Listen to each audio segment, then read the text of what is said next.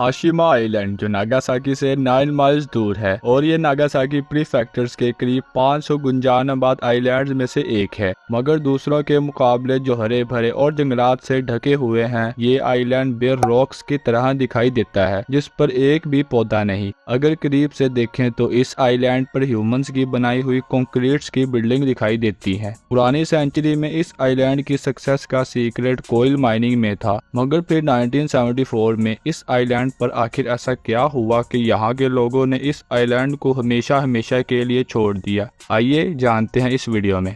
कई सेंचुरीज पहले Hashima island से 3 किलोमीटर दूर ताकाशिमा आइलैंड पर रहने वाले लोग कोयला जमा करते थे। 18th और 19th सेंचुरी में ताकाशिमा आइलैंड फुकाहोरा फैमिली की जागीर का हिस्सा रहा। फुकाहोरा फैमिली को जब कोयल माइनिंग से होने वाले प्रॉफिट के बारे में इल्म हुआ तो इस फैमिली ने कोयल माइनिंग का कंट्रोल अपने हाथ में ले लिया और जल्द ही कोयला लोकल इकोनॉमी की बुनियाद बन गया। 1850 में नागासाकी चाइना और दूसरी फॉरेन कंट्रीज के लिए इंटरनेशनल पोर्ट के तौर पर काम करने लगा। इसी दौरान यूएसए और दूसरी वेस्टर्न कंट्रीज ने सेलिंग शिप्स की बजाय स्टीमर्स लेना शुरू कर दिए और इससे कोयले की डिमांड और ज्यादा हो गई। फुकाहोरी फैमिली ने कोयल माइनिंग को एक्सपेंड कर दिया, मगर इस वक्त कोयल माइनिंग का तरीका बहुत पुराना था। इसमें ट्वाइबल के जरिए कोयले को तोड़ा जाता था। फुकाहोरा फैमिली ने एक शख्स थॉमस बी ग्लोवर से मदद के लिए राब्ता किया। ग्लोवर ने इन्हें कोयल माइनिंग के लिए मॉडर्न मशीन्स दी। इससे कोयल माइनिंग में तेजी आ गई और जल्द ही नागासाकी का खजाना फॉरेन करेंसी से भर गया। इसके बाद फुकाहोरी फैमिली ने हाशिमा आइलैंड पर भी रिजर्व तैयार करने का फैसला किया। 19th सेंचुरी के एंड में इन्होंने ये आइलैंड मित्सुबिशी कंपनी को फरोख्त कर दिया, जो इस वक्त शिपिंग कंपनी थी। मित्सुबिशी कंपनी ने इस आइलैंड पर लेबर्स के लिए चंद घर और हॉस्टल्स तामीर किए। इन हाउसेस की वजह से ये आइलैंड बैटलशिप्स की तरह दिखाई देने लगा और इसका नाम गुनकनजीमा यानी द आइलैंड ऑफ शिप्स रख दिया गया।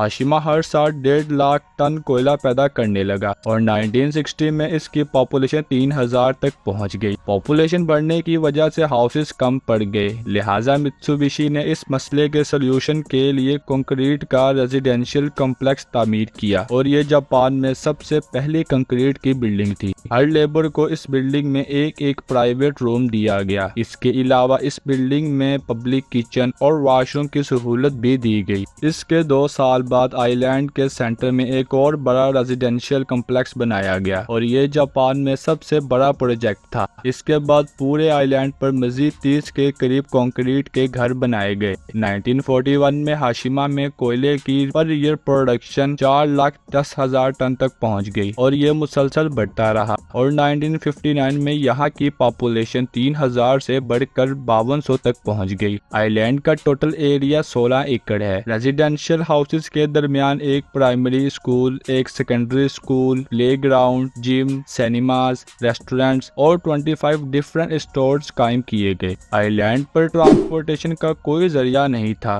क्योंकि ये आइलैंड इतना छोटा था कि इसके एक कॉर्नर से दूसरे कॉर्नर तक जाने में सिर्फ 10 मिनट लगते थे। इसके अलावा यहाँ वर्कर्स के लिए वाटर, इलेक्ट्रिसिटी और हाउसेस टोटली फ्री थे। मगर इस सब के बाद भी इस आइलैंड की वैल्यू कोयले की राख के अलावा कुछ नहीं थी क्योंकि इस पर एक भी पौधा नहीं था। फिर 1963 में एक ग्रीन कैंपेन चलाई गई जिसमें लोगों ने दूसरी जमीनों से मिट्टी लाकर घरों के रूफ्स पर पौधे लगाए, जिसकी वजह से आइलैंड खूबसूरत नजर आने लगा। मगर ये सब कुछ ज्यादा देर तक नहीं रहा। 1960 के एंड में जापान की इकोनॉमी तरक्की कर गई और कोयले की जगह ऑयल ने ले ली। जापान की गवर्नमेंट ने कोयले को माहौल के लिए डर्टी करार दे दिया और मुल्क भर में कोयल माइंस को बंद करना शुरू कर दिया। चूँकि हाशिमा ओशन के सेंटर में था, इसीलिए इसे हर वक्त तूफान और सुनामी का खतरा रहता था। अक्सर जब 30 फुट से ज्यादा ऊंची वेव्स इस आइलैंड पर आकर गिरती थी तो ये इस आइलैंड की स्ट्रेट्स को लेक में बदल देती थी। फिर दोबारा से आइलैंड्स की आउटर वॉल्स को बनाना पड़ता था, जिसमें काफी वक्त और पैसा लगता था। इस सब को देखते हुए मित्सुबिशी ने इस आइलैंड से वर्कर्स को हटाकर प्राइवेट कंपनीज में भेजना शुरू कर दिया, जिसके नतीजे में यहाँ सिर्फ 2000 लोग रह गए और आखिरकार 15 जनवरी 1974 में कंपनी ने इस माइन को बंद करने की ऑफिशियल अनाउंसमेंट कर दी और बच जाने वाले इस आइलैंड को हमेशा हमेशा के लिए छोड़ गए।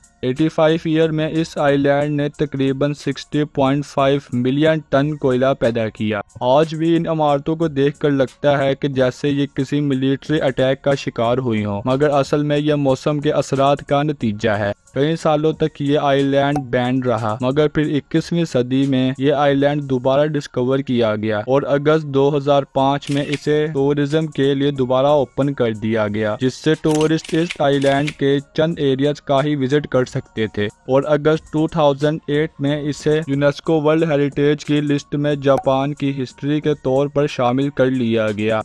آئی ہوپ یہ ویڈیو بھی آپ کو پسند آئی ہوگی۔ ملتے ہیں انفو ٹی وی کی ایک اور انٹرسٹنگ ویڈیو میں، تب تک کے لیے اللہ حافظ۔